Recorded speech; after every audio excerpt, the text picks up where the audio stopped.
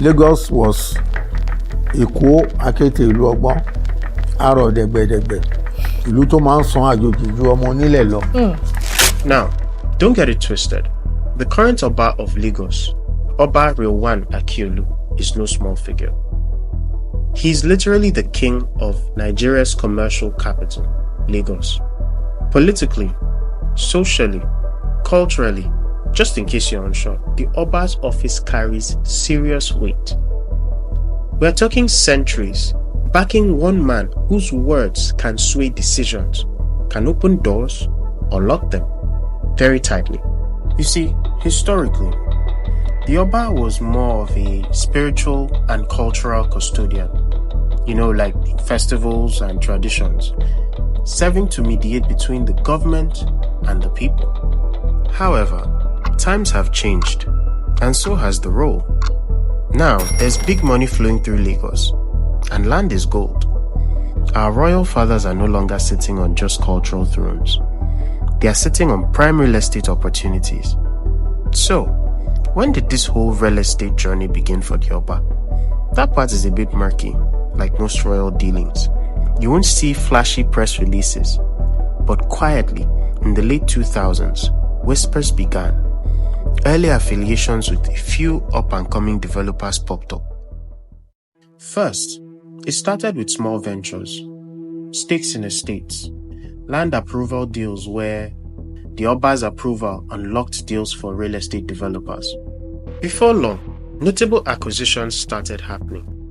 Tracts of waterfront land in Lekki, choice land along the Beju-Lekki corridor as well. You'd even see the Oba at project launches. Not giving speeches, just showing presence. In Lagos, that presence means a royal blessing. Now, fast forward to today, and we are seeing just how deep the rabbit hole goes. The Oba, either directly or through trusted family members and affiliates, is linked to multiple high-profile land deals across Lagos. There are joint ventures with known players, partnerships that give developers legitimacy and access to land that might otherwise be stuck in traditional bureaucracy. In areas like Ekpe, Lekki Free Trade Zone, and parts of Ikorodu, royal influence is behind some of the fastest moving projects. And lately, there's been what some insiders are calling an acquisition surge. It's no longer just diversification. It's starting to look like a consolidation of power in key real estate hotspots. Think about it. If you're controlling access to land and partnering with developers, with top developers, you're shaping the entire market. Who gets land? At what price? And how fast projects are moving? A king's word can tip the scales. Now here's where things get juicy. The Obas network includes close relationships with some of the biggest names in Lagos's new wave of flashy real estate. Think Landway, and several other players flying under the radar. Some of these developers boast futuristic eco-cities and lifestyle estates, but they all have one thing in common. You'll often find traditional rulers quietly blessing their projects or being involved through partnerships. And this matters because when the Oba backs a project, smaller players get squeezed out. Suddenly, there's an area off limits unless you know the right people. Land dynamics shift, prices skyrocket, and independent developers face near impossible hurdles. In effect, the traditional gatekeeper becomes a business kingpin. So, here is the kicker. Should we be okay with this? A cultural custodian becoming a power player in a multi-billion naira sector. Where does tradition end and private interest begin? Actually, our royal father, the Oni of Ife, the Ojaja, the second, Oba Eniton Ogunwusi, Kabiyesi, with all of his oloris that are here. You see, a lot of these companies proudly display photos of their launch events with chiefs and rulers present. When you see an Oba or a respected chief blessing a land project, it signals to buyers that this one is legit. Now you can imagine the betrayal when that project turns out to be problematic. Traditional rulers are often tied to these ventures, either openly or through discreet partnerships. So we are left with the big questions. Are these royal endorsements just ceremonial, or are they part of a system that allows questionable real estate practices to thrive? How many more of these royally blessed projects are ticking time bombs for buyers? Now, trust me, this isn't just about Lagos. It's part of a wider pattern amongst traditional rulers in Nigeria. Some are following this same playbook with very mixed results. See, the Oba of Lagos isn't the only one playing this real estate game. Far from it. Across Nigeria, a quiet trend is building. Traditional rulers turning into real estate moguls. Now, while some are doing it openly and with good intentions, others, well, let's just say the lines between traditional duties and self-interest are getting very blurry. So, what do you think? Is this an abuse of power? Here's the core issue. When a king or chief steps into the real estate market, they aren't starting from scratch like a regular businessman. They come in with instant access to land, influence over local land-owning families, connections at the top of the government, and the cultural power to sway public opinion. Ideally, they are supposed to be custodians, protecting communal lands for the benefit of the people.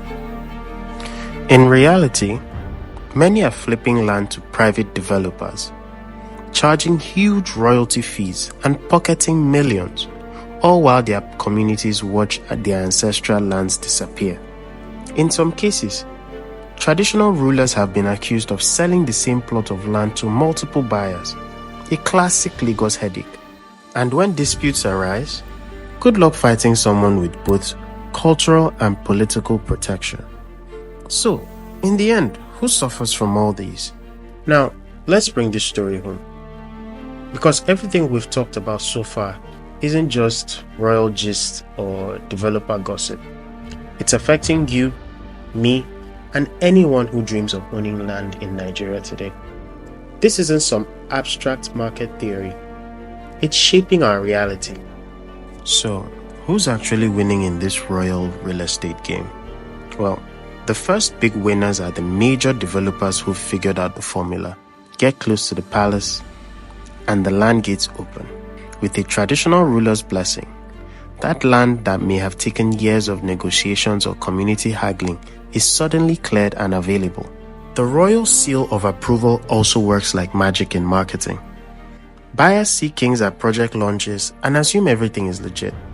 Behind the scenes, those same developers often secure fast-track documents, smoother government approvals, and sometimes even a little extra protection when things get messy. Think Omoniless.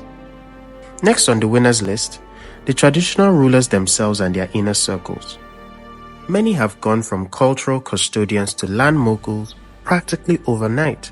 They take upfront fees from developers, demand equity stakes in large projects, collect ongoing royalties per sold plot, and, if one listens to insider whispers, sometimes enjoy backdoor payments too.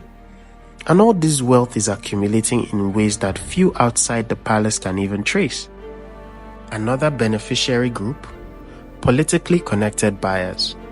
Those who know somebody often get first dibs on lands and deals long before they are offered to the public. And naturally, the early birds buy at discounted rates, flipping properties later for massive profits once the rest of us are allowed to enter the game. But here's where it gets really painful. The losers in this story are regular everyday Nigerians. People like you and me, who are only just trying to secure land for the future. Middle-class professionals, young couples, and even diaspora Nigerians sending money home for land investments are finding themselves priced out or caught in shady deals. When land becomes concentrated in the hands of a few, prices skyrocket. Land that should be affordable quickly transforms into luxury stock, out of reach for most. And if that's not enough, many buyers get sucked into the illusion that projects blessed by royalty are safe bets, only to later discover that some of these projects lack clear titles or face ongoing community disputes. The trust factor, so essential in land transactions, is being eroded. Independent developers trying to compete fairly face their own nightmare. Without royal connections, they battle endless obstacles, delayed community approvals, sudden land disputes, and unplanned royalty payments demanded to appease local chiefs. Many small players simply can't survive under these pressures. And perhaps the biggest loser of all, the integrity of the market itself. A healthy real estate market should be transparent, competitive, and trustworthy. But when kings become kingpins, the playing field tilts. Foreign investors hesitate, local buyers grow wary, and confidence in the system fades. When that happens, everyone pays the price. See, this story isn't about the Oba of Lagos alone. It's about the bigger question. Who will own Nigeria in the next 10, 20, or even 50 years? If traditional rulers and their developing partners keep on this path they're on, we can wake up one day and find ourselves permanently renting from the royal elite. So, what do you think about all of this? The traditional rulers have such a strong hold on land in Lagos. Does that sit right with you? Is there anything that can be done about it? But hey, it's not all bleak.